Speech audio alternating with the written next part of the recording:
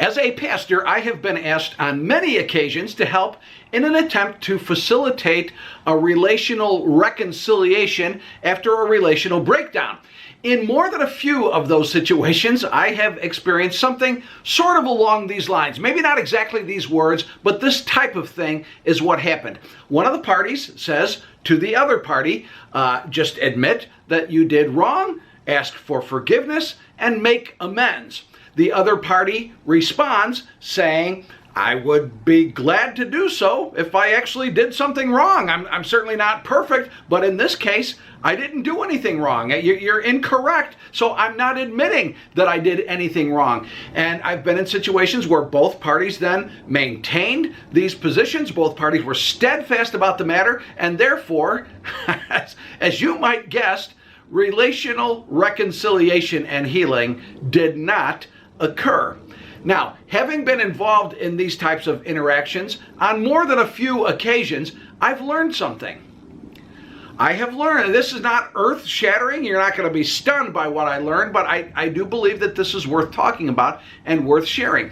I have learned that in order for relationships that are broken to experience healing, both parties, that's key, get that, both parties have to be willing to be honest and loving and gracious and humble.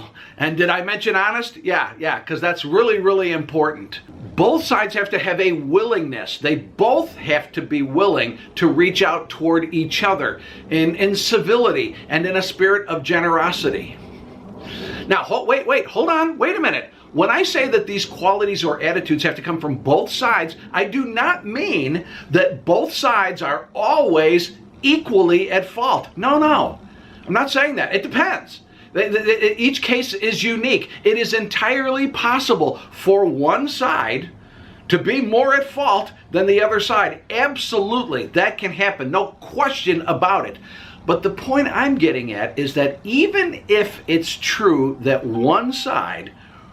one of the parties really is more at fault than the other, even if that's true, it's also true that both sides still have to be willing to be very, very honest and loving and gracious and humble and reach out with civility and a spirit of generosity. If that doesn't happen from both sides, then the relational reconciliation and healing and restoration are not very likely to happen.